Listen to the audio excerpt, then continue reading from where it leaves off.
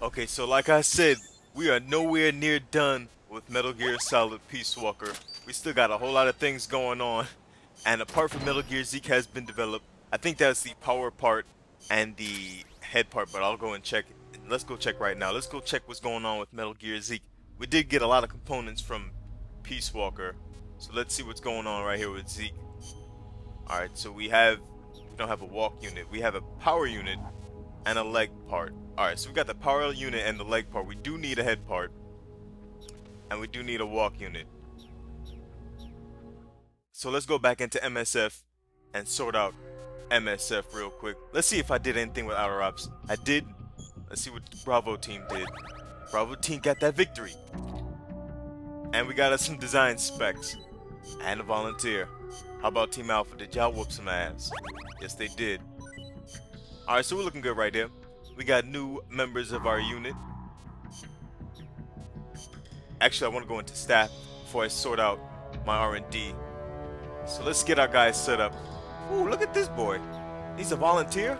I guess I must have got him from the volunteer, the recruit function. Because I do not remember picking up any of you guys in that mission. Actually, I didn't pick up any of you guys in the mission. I did a fucking AI boss fight, you dumbass. Oh my goodness, man. Sometimes I can be a damn fool. But we're gonna get these guys set up. Let's get Paz.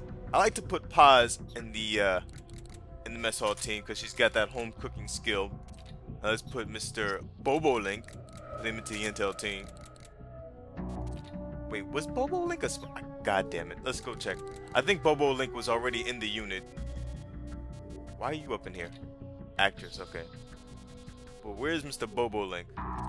He's a scout. Alright, he's got a C rank in the combat unit. That's why it threw me off. But he's a scout. And he's got that C rank in the intel team. So I'll keep him there. We'll put Mr. Newt into the medical team. And finally, let's get Miss Strangelove into her proper role in the R&D team. And she got us those rank 4 Fulton recovery systems. Oh, we gotta get rid of a couple guys. Combat unit is looking overstacked, so we're gonna get rid of these bottom 2 E ranks. And now we're starting to get rid of these whack D rank guys.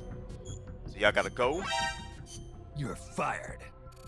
And we got one guy in the R&D team that needs to go as well. You're fired. Alright, let's go check R&D. Let's see what's going on. Let's see what we can develop.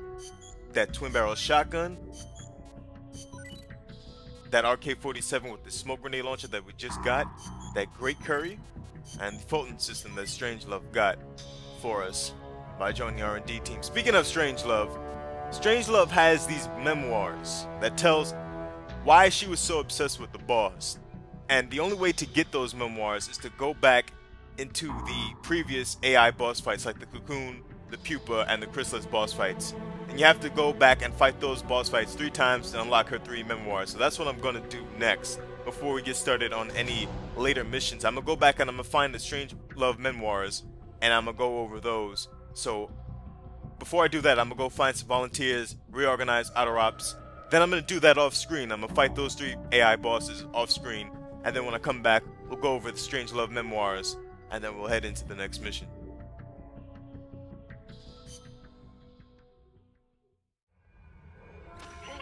Alright, so I went back to fight the AI bosses.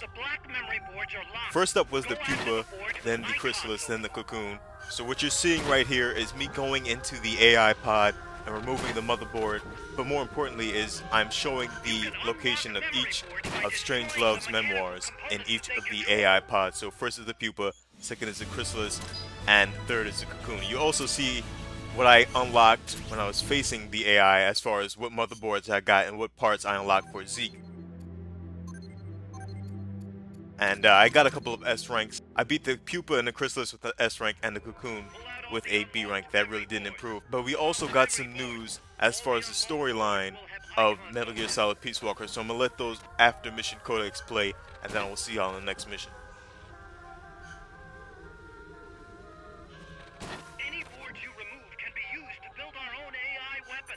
Memory boards have different functions according to the icons displayed over them.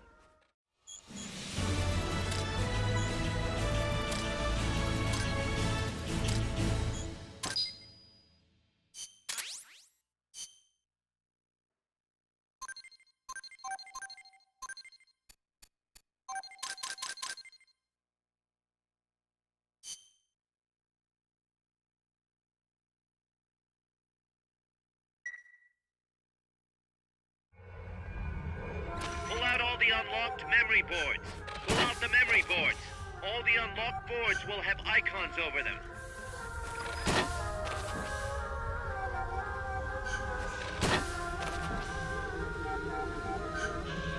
Any boards you remove can be used to build our own AI weapon.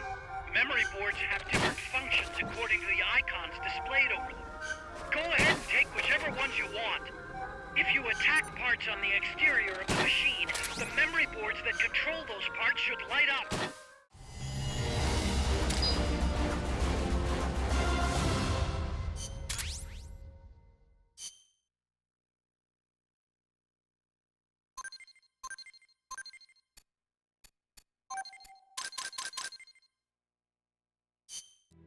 Snake, we fitted Zeke with its own AI pod.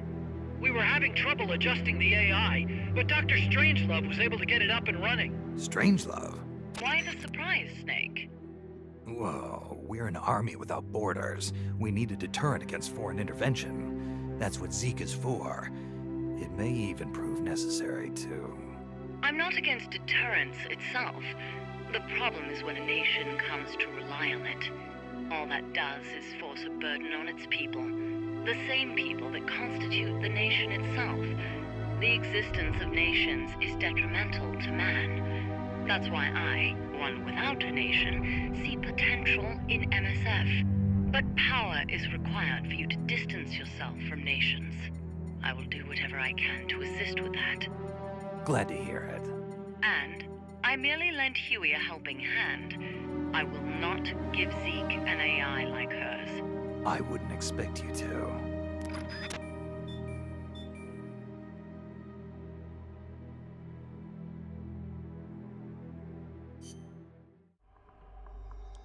Alright, so we just got done getting all 3 of Strangelove's memoirs from the 3 AI boss battles. So let's go into one of these new missions that we unlocked after defeating Peace Walker. Actually, we didn't do the base defense mission, so let's do that. We did not do that mission yet. Let's get this mission started. Complete the mission and proceed to the Fulton recovery point so we can get you back alive and well. Good luck out there. So you need to go into the briefing files, and you need to find Strangelove's memories to figure out why Strangelove was so obsessed with the boss. Now, Strangelove's obsession with the boss is a very integral part to the story of Metal Gear Solid Peace Walker. But it's not explained through the cutscenes of this game, so you definitely got to go back into those AI boss fights and figure out why she was so obsessed with the boss. So let's go into her data files, find her memories, and let's figure out what's going on with this girl, Strangelove, and the boss. I'm about to leave for Costa Rica, a place completely unfamiliar to me, and on a top-secret mission for the CIA, no less. No guarantees I'll come back alive. Might even get rubbed out by the CIA itself. So I'm leaving behind this record. For her sake. For the boss's honor. Ever since I was a child, I've loved to look up at the night sky. I'd go outside after sunset and drink in the cold air. The moon, Venus, so many stars floating on the edge of infinity. In Manchester, it wasn't very often you saw the night sky in all its star-studded glory, but it was enough to stir a deep longing inside me. Even as others cowered beneath Nazi air raids, I was out there, watching the skies, dreaming of one day reaching the heavens. There were, of course, more practical concerns.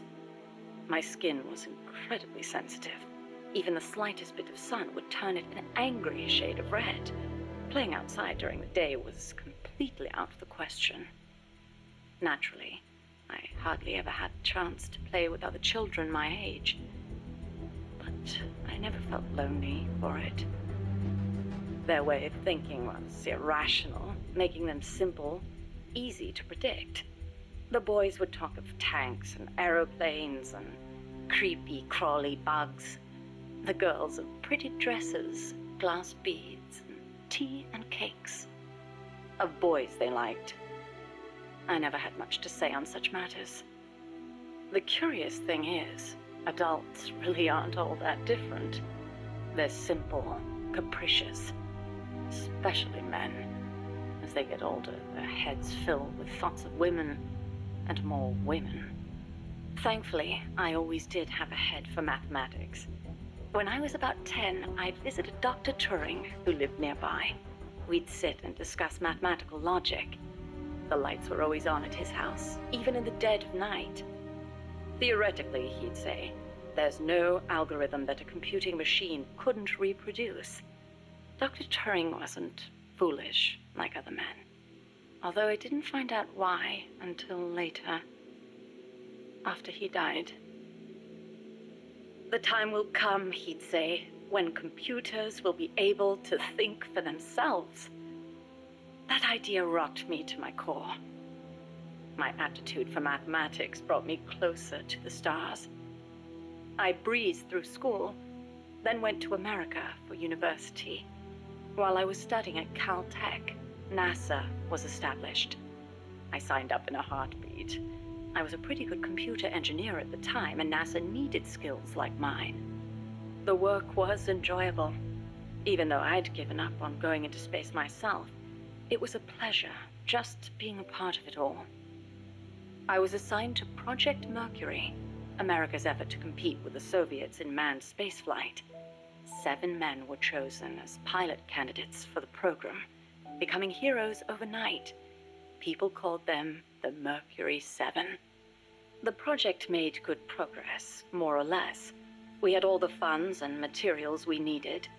After countless hours of analysis, we even had plans for something on par with Sputnik. We thought it'd only be a matter of time before we caught up with the Russians. They'd sent a dog into orbit and brought it back safely to Earth. But NASA top brass dismissed that success as a fluke. The Americans recovered their re-entry capsules at sea, but the only ocean bordering the Soviet Union is the Arctic, so their re-entry capsules had to make impact on land. A dog was one thing, but human spaceflight would still take some time, or so we thought. At the end of January 1961, we successfully put a chimpanzee named Ham into orbit. He returned to Earth as healthy as ever. NASA was giddy with success. It was then that a new woman showed up for duty. She was a backup pilot and advisor. She was beautiful, with blonde hair, strong mouth, and a steely gaze. But there was something else in those eyes, a twinkle of something warmer, of affection. It was the boss. She took one look at us in our revelry and murmured, "Savor this joy today, because tomorrow you'll have to face the truth." And she was right. The next day, our project schedule was accelerated. We'd received new information that the Soviets were mere months away from putting a man into space. The brass had misjudged the Russians. We couldn't afford to allow the shock of another Sputnik. Somehow, we had to get a man into space before the Russians did. It was an utterly impossible task. We'd only just put our first chimp up. With a human on board, failure was not an option, especially if it were one of the Mercury 7 Golden Boys. And on top of that, the brass wanted to put a window in the spacecraft. The pilot wouldn't be a test animal this time, they said, and when this hero came back alive and well, they wanted him to describe what he'd seen. It was madness. Adding a window to our existing spacecraft would leave it unable to handle the stress, not to mention the problem of shielding the occupant from cosmic rays. But the boss rose to the task, and splendidly. She claimed to be a layman when it came to space, but caught on keenly to new ideas and concepts. She was demanding, of herself and of others. She seemed rather cold-hearted at times, but I was smitten. She was beautiful, yes, but more than that, she was wise. Her mind was thoroughly rational, and yet no matter how I tried, I could never predict her actions. It was easy for me to assume that her judgments were drawn from an enormous base of knowledge. Quite simply, her life experiences were more diverse, more intense than anyone else's. To me, they seemed boundless in their breadth. In her, I saw a reflection of the night sky. Perhaps because I too was a woman, she and I became close. I couldn't go out in the sun, but she lit up my life. Her light was soft, like that of the moon. I was so happy. With her unerring guidance, the project steadily regained its footing. But one issue remained, the pilot's safety. When the day came to choose a pilot, the Mercury 7 just quietly walked out. Who could blame them? It was far too great a risk to take. Even if they'd volunteered, NASA would never have let them go. They were national heroes, basking in the media spotlight. There was no way they'd be sent on such a mission. The conference room was silent. Then, slowly, she raised her hand, almost as if acting out a scene from a movie.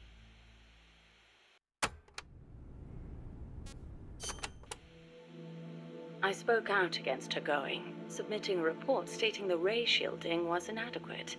But the brass's response was brusque. She's already been exposed to a nuclear test in Nevada. She's the perfect candidate. It was completely irrational. Repeated exposure to radiation would only increase the danger. But the government was still reeling from the Soviet success with Sputnik. There was no hope of getting a rational response. They were simply too panicked. People can be so obtuse when it comes to things they can't see. I, however, understood all too well. Just as invisible ultraviolet radiation scorched my skin, heavy particle radiation from space would cause irreparable harm to human tissue. In a word, she was expendable.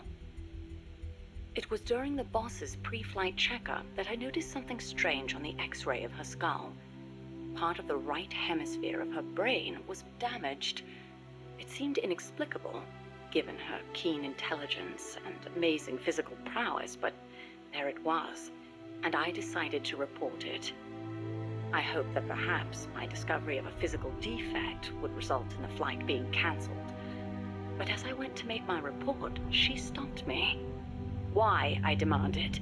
"How can you let yourself be their guinea pig?"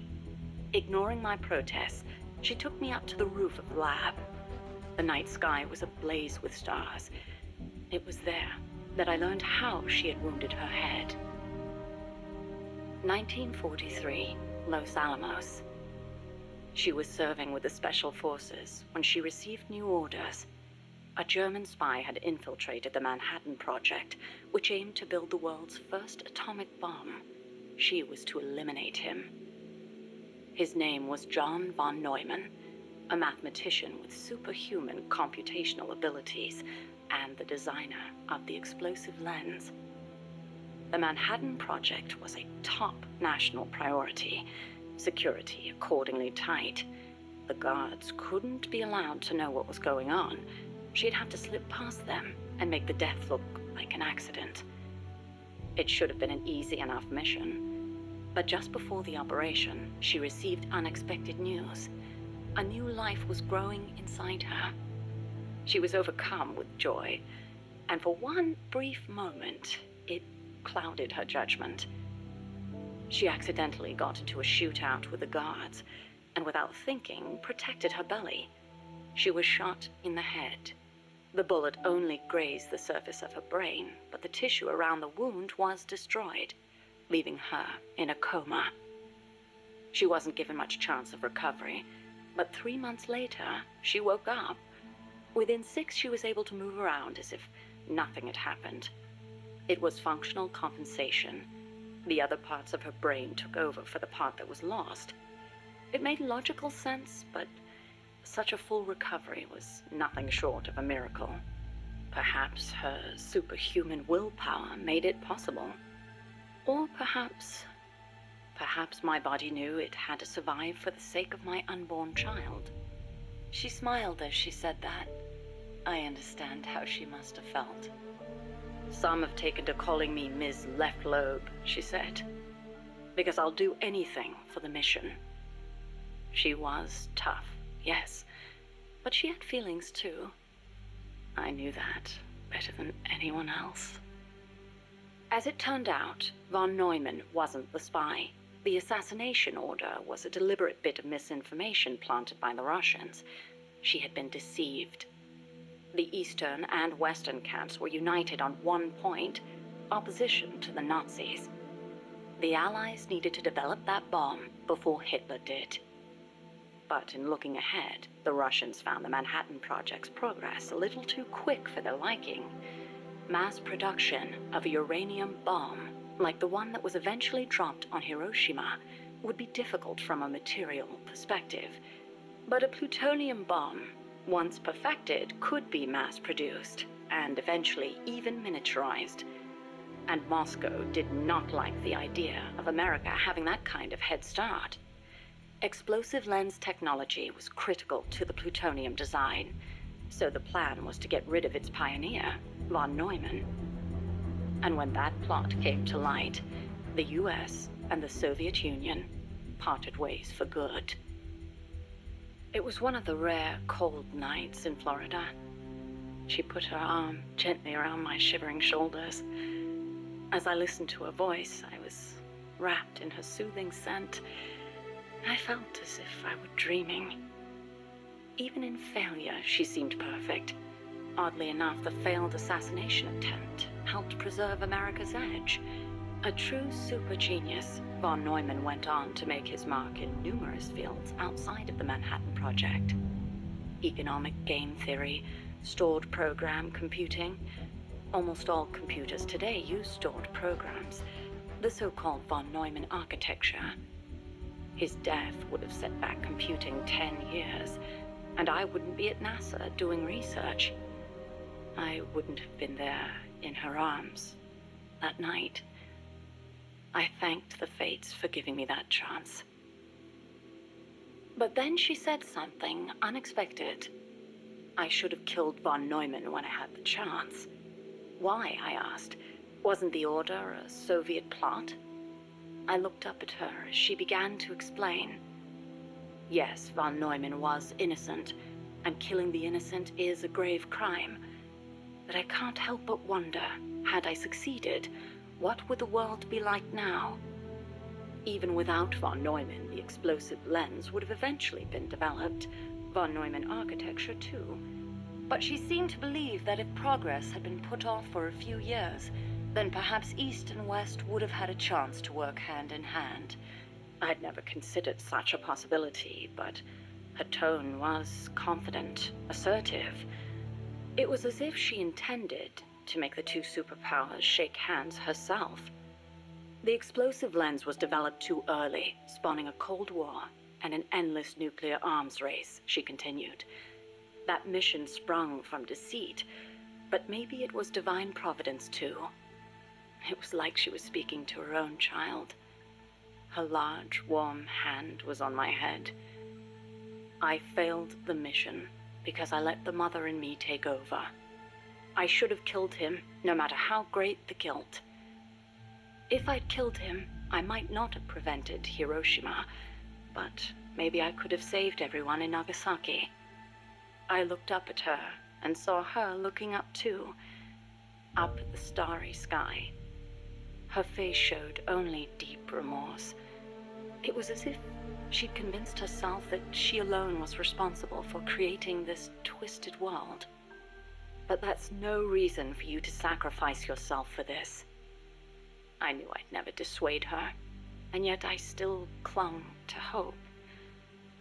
I know you're concerned, and I thank you, but I have to be loyal to the end. And then she smiled at me. Loyal to the end. Loyal to what? I asked. But she didn't answer.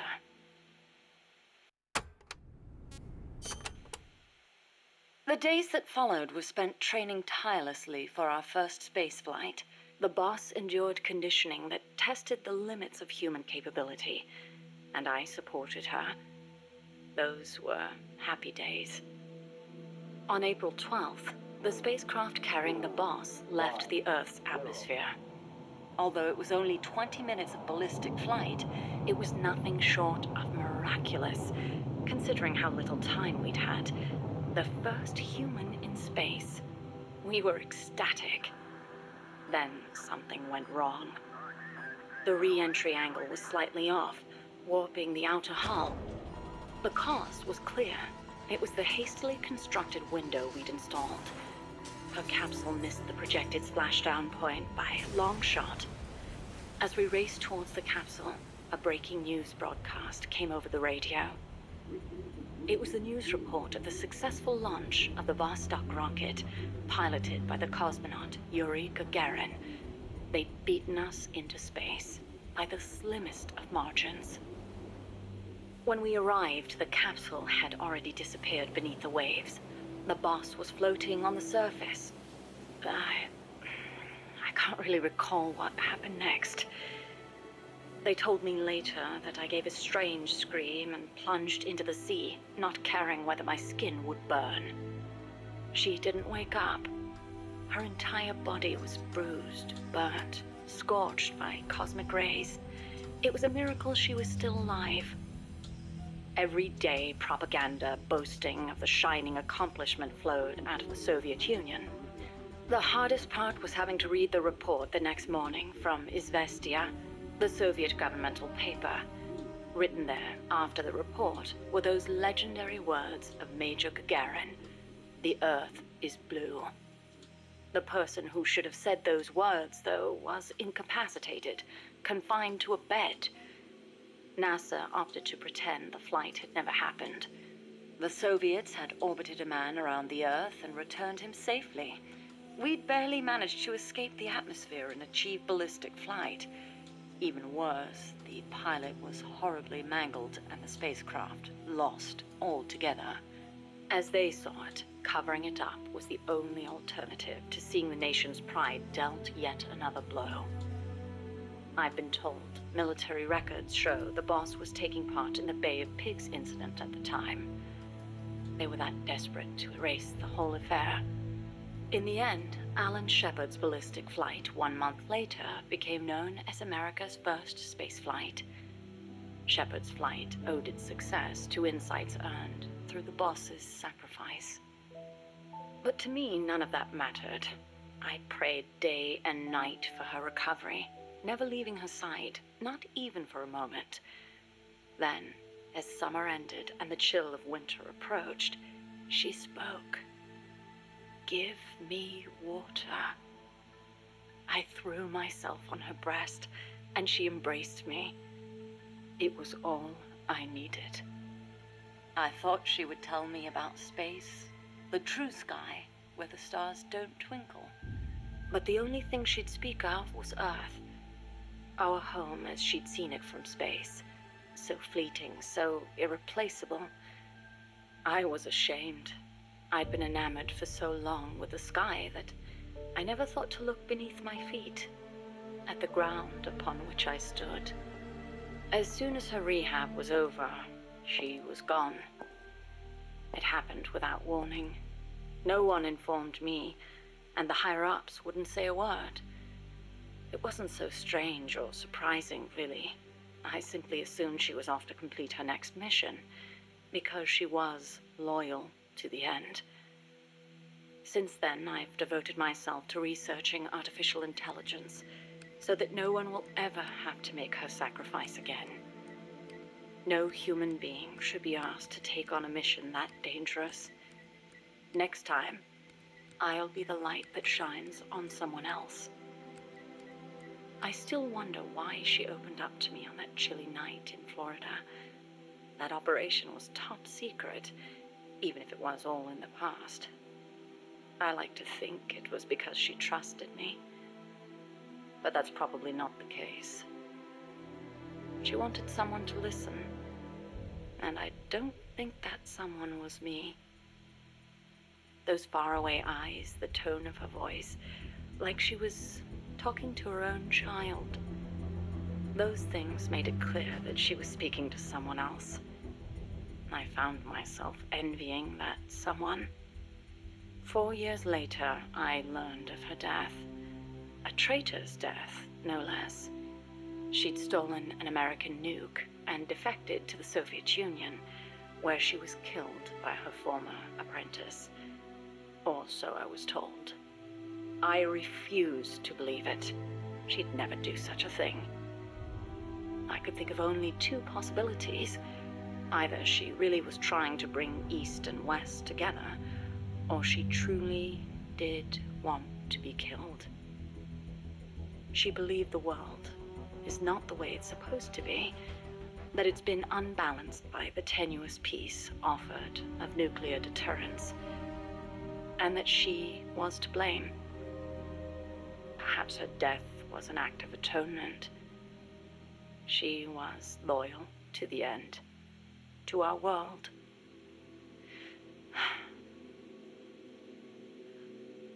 And I lost the light of my life. I now find myself victim to an incredibly irrational emotion of my own. That someone, the one she wanted to confess her sin to, could it be the one who took her life? The very thought drives me utterly mad with jealousy. One day, I will discover the truth. Alright, so we just listened to Strangelove's Memories, A Chance Meeting, Joy, and Separation. We got the trophy for listening to that.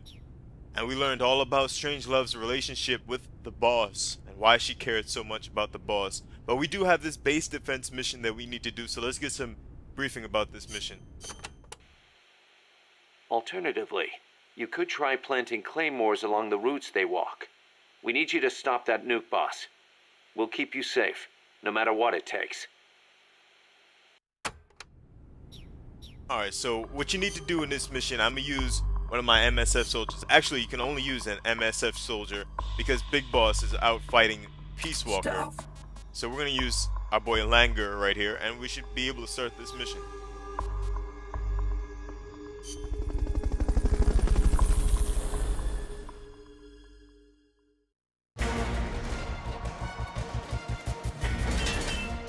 Stop the enemy reinforcements.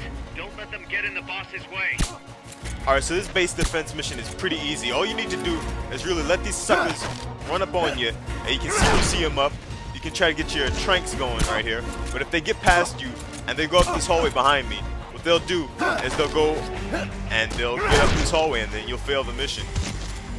Once I take this guy out. Don't you tear me up, you little sucker. Don't you do that. Get slammed up against that invisible wall. If they go up here, and they get up the stairs, you will fail this mission. Because that's them going out to attack Big Boss while he's fighting Peace Walker. Like I said, this mission is supposed to take place in between the Peace Walker fight and the infiltrate the US missile base mission. I didn't do it in that order. It's my mistake. But we're gonna get this mission done right now. That boy's gonna take his nap. This boy's gonna get slammed. Oh. Get your ass over here. Uh-oh. He's being sneaky. He's taking a nap. Tranking his booty, baby. What you can also do is you can definitely put some damn health items on, which is what I need to do. Because these boys are taking pot shots at me like they ain't got no damn sense. You can also take these guys and take them back to MSF. You're doing all right in there. You can take them back to MSF using the Fulton recoveries. You can analyze them, or you can just take as many as you can. I have 11 Fulton, so I can take 11 guys, but I'm not going to take anybody. Actually, you know what? Why not? I do want to get some good guys, but I think they're all kind of whack. And I don't want to be wasting time looking down and trying to analyze suckers and to get a guy running past me. I'm going to save my bullets on this guy. I'm going to get CQC, sucker. And there's something special about this mission. This mission is like one of the only times in Metal Gear franchise history where Big Boss gives you a codec call. You saw him give you a codec call already. He gives you a couple more during the duration of this mission. But this is like the only time you get a codec from Big Boss. get it from a lot of other characters. You get one from Raiden, Solid Snake, Otacon, Mei Ling, Naomi, all those other characters. Get one from the boss. Get one from my boy Sigint. Major Zero's funky behind. Keep it up. But this is like the only time you get a codec call from Big Boss. I think you might get one in the original Metal Gear game, but I definitely know you don't get any in the game since there, so this is a pretty special mission. And I think this is the only time that you can get a codec call from Big Boss in this game. So it's pretty special, I would say so myself. Especially since I'm half in love with that dude. Love Big Boss. That boy is my hero. Alright, we're looking good right here. 15 out of 40. Get these suckers coming up this damn stairs. This is a great way. Uh-oh. I'm getting too eager. Go to sleep, motherfucker. Uh-oh. Not good. Take your naps. That boy. I was missing my headshots on that dude. And he was getting away. Get some. We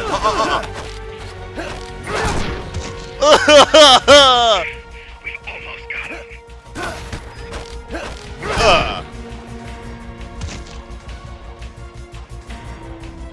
Slamming dudes into each other, and then them just getting slammed up against the walls like the best thing ever in this game.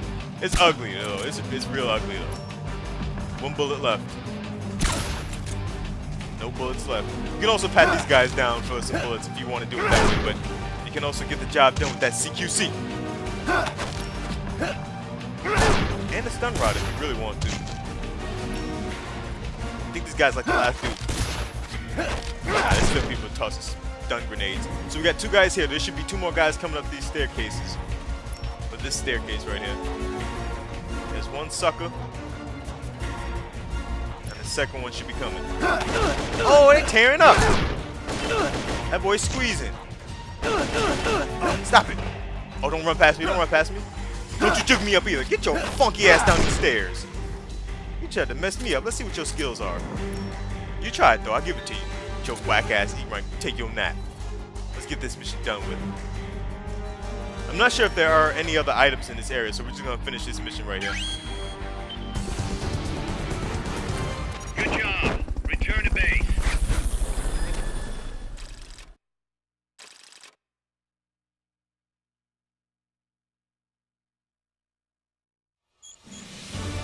And we got that S rank for the base defense mission. Very easy mission to complete. You can use your Mosin Nagant, your Mark 22, your stun rod, your CQC, whatever you want to use. But as long as you get it non-lethal and nobody passes you, you will get that S rank.